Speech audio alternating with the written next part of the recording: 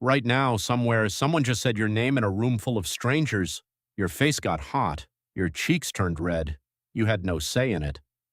But the real answer for why this happens is far stranger than embarrassment. You are the only animal on Earth that does this. Not chimpanzees, not dogs, not a single other species blushes. And for over 150 years, scientists have been trying to figure out why evolution would give you a reaction that makes your innermost feelings visible to everyone around you. Because that's the strange part. Blushing doesn't hide anything, it broadcasts it. Charles Darwin was the first person to study this seriously.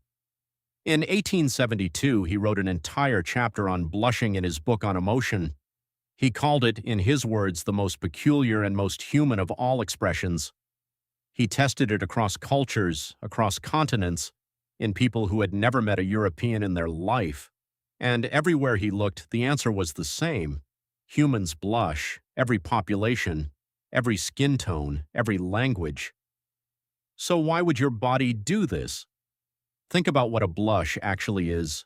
Blood vessels near the surface of your skin widen. Blood rushes to your face, your neck, sometimes your ears. This isn't something you can control with willpower.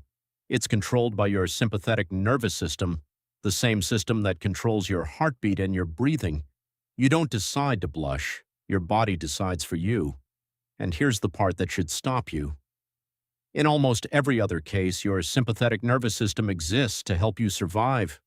It speeds your heart rate when danger appears. It sends blood to your muscles so you can run. It sharpens your senses. But blushing sends blood to your face for no survival reason at all. It doesn't help you fight. It doesn't help you flee. It does the opposite of hiding. It makes you more visible at the exact moment you feel most exposed. So what is it actually for?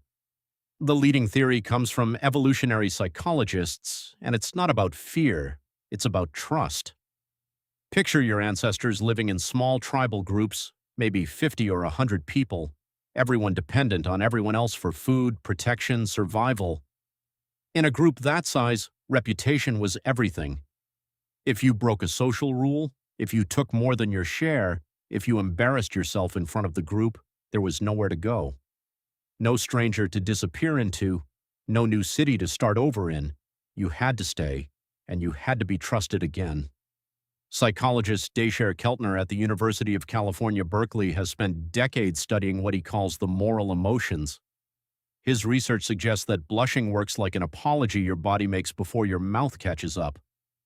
When you blush after a mistake, you're involuntarily signaling something to everyone watching. You're signaling that you know you broke a rule. You're signaling that you care what the group thinks.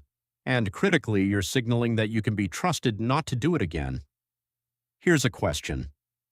Would you trust someone more if they messed up and looked completely unbothered, or if they messed up and visibly, uncontrollably reddened with embarrassment?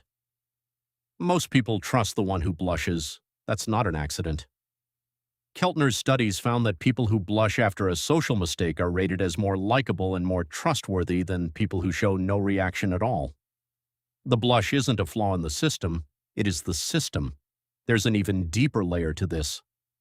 Blushing is almost impossible to fake convincingly.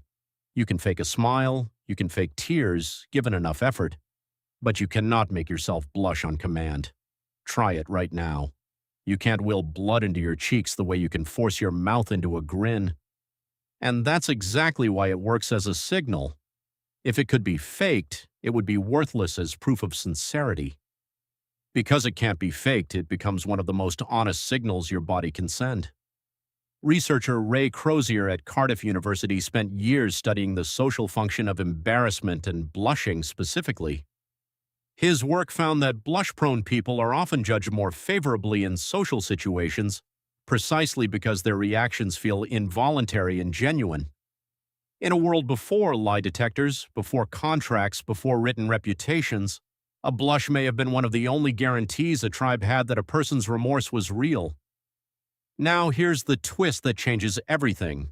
If blushing evolved to protect trust inside small, tightly bonded groups, then it wasn't really designed for you.